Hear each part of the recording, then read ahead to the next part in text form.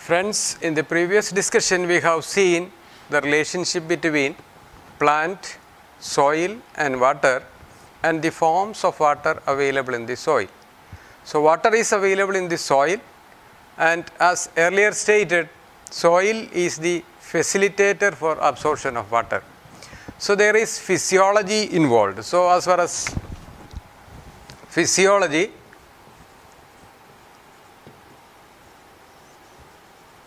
so the physiology of water absorption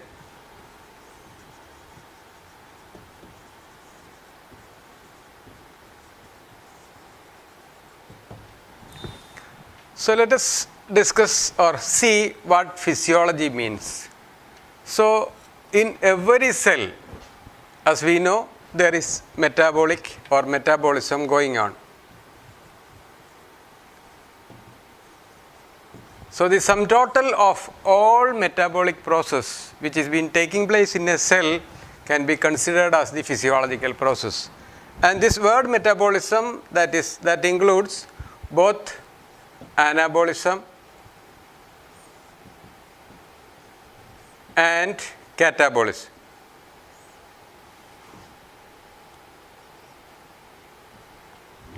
Anabolism is the constructive process where complex organic molecules are synthesized from simpler molecules, and photosynthesis is the common and a very good example for anabolic process, where from simple organic molecules like carbon dioxide, water, etc., the complex carbohydrate is synthesized. So, in that process, that is the one of the miracle which has been happening every day, every moment, every second in the universe, where light energy is being converted into chemical energy, and that process is possible only with the plants, and that is the relevance of plant to mankind.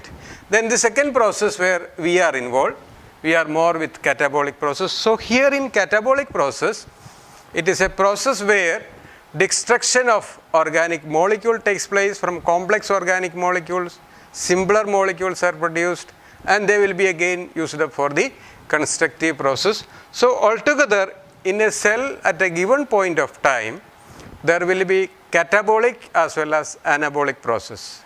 So, together the sum total we call as catabolism. So, the physiology, that is the metabolic process involved with every cell, and there is physiology involved in the absorption of water also. So, three most important phenomena which we call as one, osmosis, second one,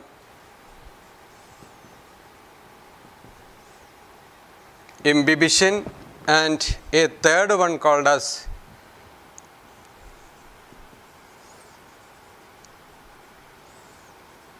diffusion, are the three most important physiological phenomena associated with absorption,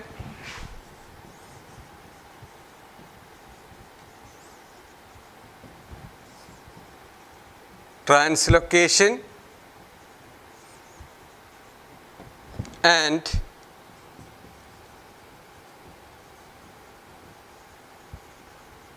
transpiration in plants. So, these two processes are the initial process, the absorption translocation process, and this is the terminal process or the end process.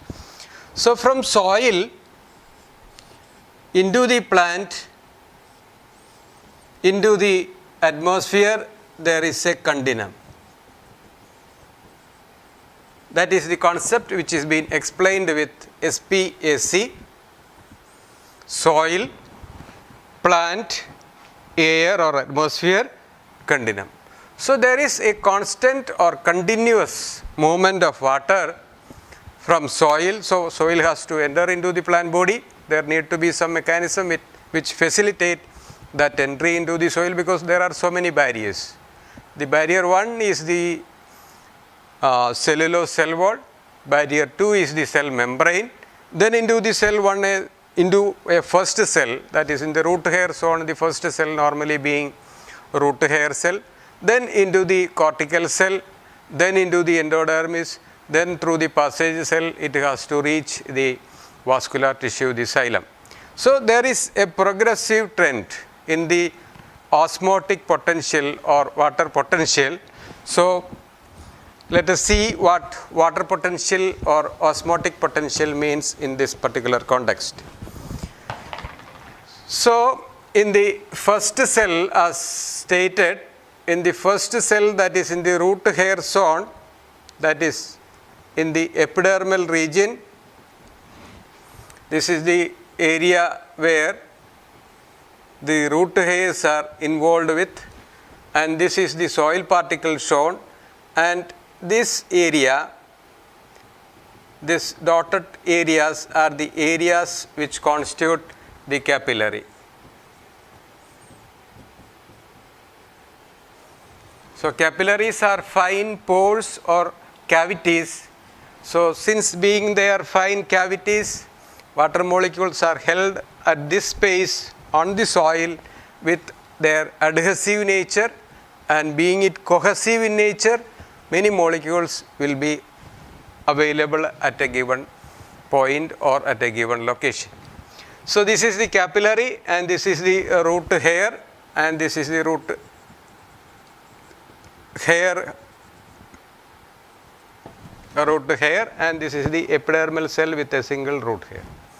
So here water has to break two barriers. Barrier 1 is the cell wall, and within this there is cell membrane and nucleus and other cytoplasmic organelles will be there. So the second barrier is cell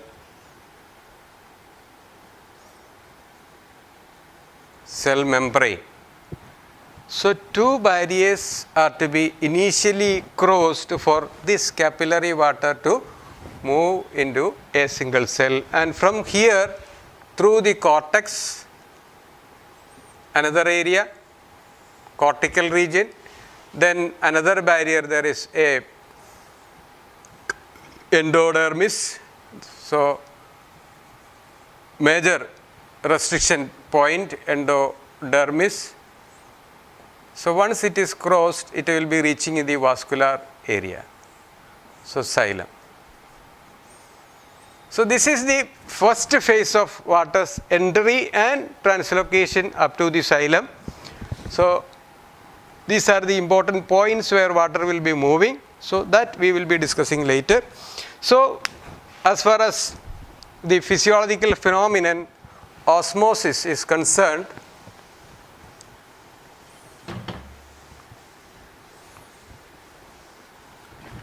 we will see how water is powerful, or why water is powerful in overcoming or crossing these barriers with that special energy present with them. So water potential,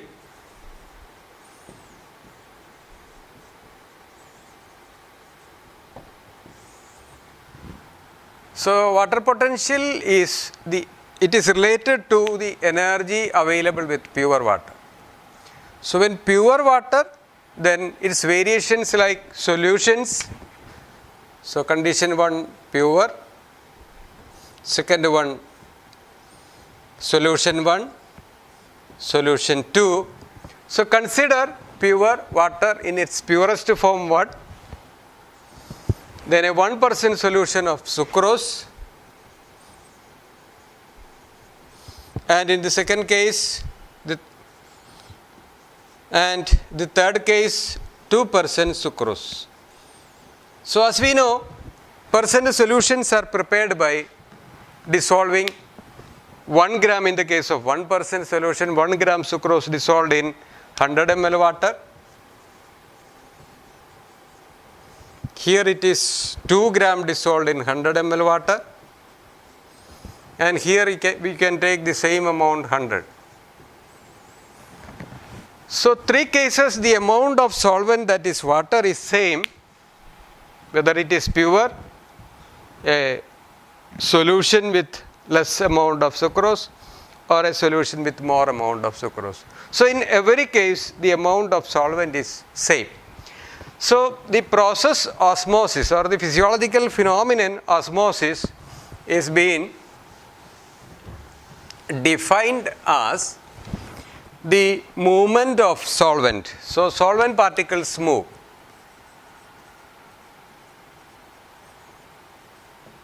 So, there occurs movement. What moves is the solvent, not the solute. So, the solvent move from its region of high concentration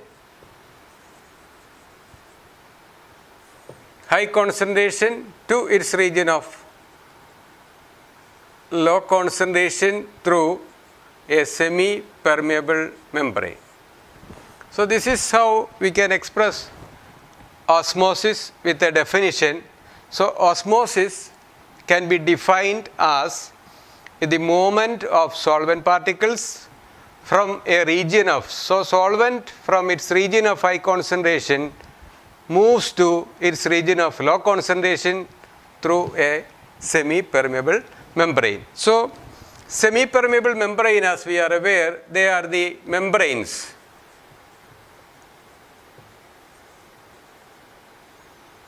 They are the membranes, plant membranes or animal membranes. They are capable of or they are rather selectively permeable. They permit the passage of certain molecules only. So, they won't allow all the molecules to pass through.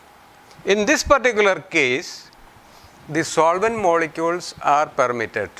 Solute molecules and other molecules are not being permitted.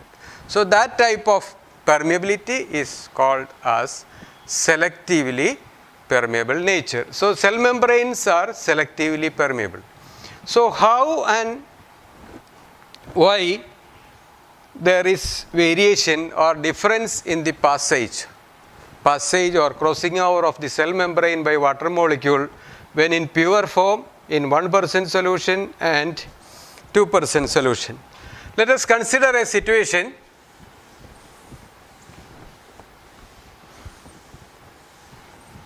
a chamber with two subchambers.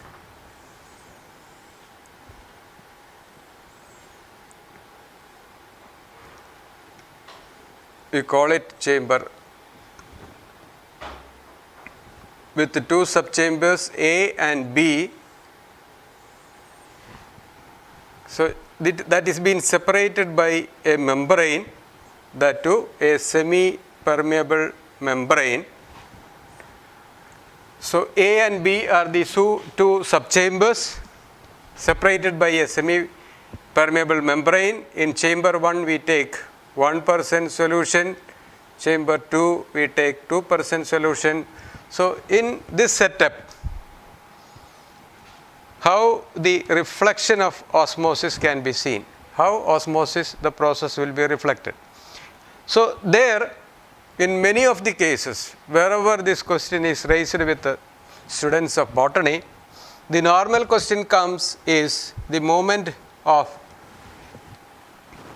chamber B to A.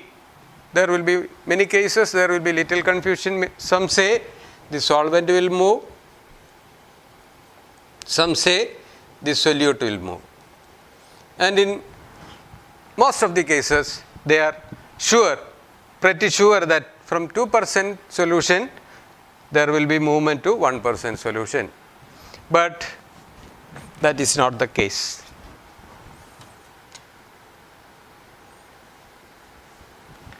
The possibility of movement as per osmosis is from chamber 1 to chamber 2. So, why the solution behave like this? So, in this particular case, when a solution is formed and when a solution is in its when a solvent is in its pure form, so pure solvent is one condition, 1% is the second condition, 2% third condition. So, in all the three conditions, water quantity or the amount of water present, we have seen everywhere it is 100 ml. So, now we must be in a position to say how we can say this as solvent high and this as solvent low and this as very high. That is, pure water is having maximum solvent, 1% solution is having still lesser amount of solvent, and 2% solution is having still lesser amount of solvent. So, at the point we remember that everywhere, all the three cases there is 100 ml, and we are saying that here it is more solvent and here it is very less, and in between in this one. So, that is being explained by the chemistry behind that.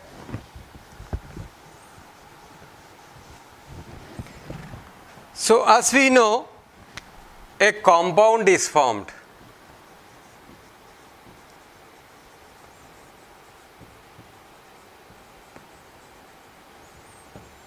When a compound is formed, there is an understanding between molecules. So, molecule 1 will have an agreement with molecule 2 to form a compound. Then together such like-minded molecules come across and they form a bond, which will be a weaker type of bond. So, in water also, a single water molecule, when we consider it is H2O, H2O meet another H2O to form a molecule, a drop of water to form. Then gradually many molecules come together to form a glass of water, still more molecules come to a bucket full of water, then everywhere if large quantity there will be large number of molecules. So, when a compound is formed, in the case we consider water, each molecule, when under that agreement of togetherness, they are permitted with a particular degree of freedom to move. So, each molecule stand or having a bond with the adjacent molecule, at the same time it is having a particular level of freedom to move. So, it have got particular oscillation range, it will be moving or oscillating rather without breaking the bond between adjacent molecules. So, that is the source of energy in any compound, water in particular. That amount of energy is the source of its power, and it is being expressed as, in the case of water, it is expressed as water potential. So, that is the chemical energy or chemical potential of water that is being expressed as water potential and denoted by the sign psi. So, water potential, once you can follow why and what of water potential, then you will be in a position to explain what happens when osmosis takes place, when it is separated by 1% to 2%, then or with a pure water separated by a semi-permeable membrane. So, 1% solution has got 1 gram of solute particle, 2% has got 2 gram of solute particle dissolved in 100 ml. So, when 1 gram of solute is dissolved, that is getting spread or dispersed in the intermolecular space of water molecule, thereby that oscillation or oscillatory space is being curtailed. So, that reduction in the space provided or permitted for movement, so that curtailment in that space provided will lead to reduction in the energy. So, when 1 gram of solvent is dissolved, 1% solution is formed. So, when compared to pure water, energy has reduced because of the accommodation of solute molecules in the intermolecular space. Then when double the amount, that is 2 gram of solute is dissolved, again the space is reduced and the total energy or the total potential is reduced. So, that is why. So, solvent high and solvent low,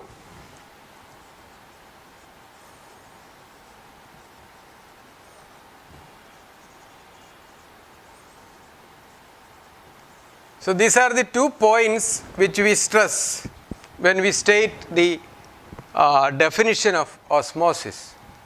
So solvent high is the point where solvent is having more kinetic energy.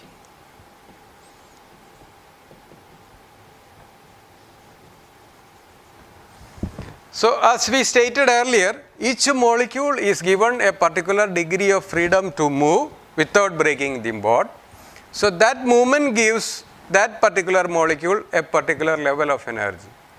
And any molecule which moves possesses certain energy. And the energy possessed by a particle when it is in continuous motion, we call it kinetic energy. And the same kinetic energy, it is not moving from one place to another, but at the same time, when we consider water as a compound, every molecule is oscillating. So since there is oscillation, we consider it as a movement, and hence we say there is energy available with every molecule, and that energy level is reduced by dissolution of solute molecules, whether it may be 1%, 2% or a saturated or a supersaturated solution. When it is formed, there will be no energy. So the entire energy will be reduced to a level 0 when maximum amount, that is the saturated level of solute, is dissolved. So that is the kinetic energy. So this kinetic energy controls whether the solvent should move, and that too from which container to the other.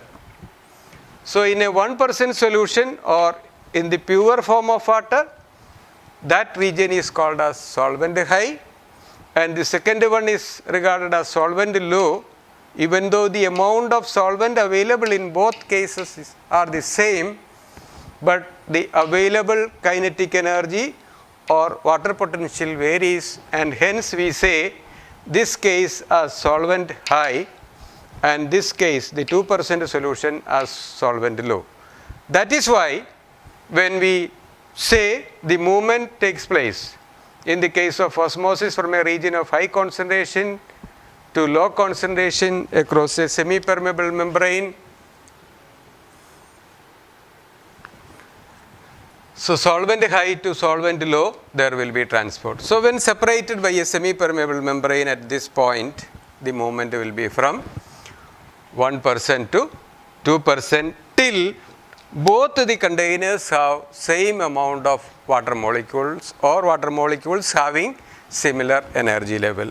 So that is the first phenomena, osmosis. The other two we will be discussing in the next session. So I hope you have enjoyed it. Thank you.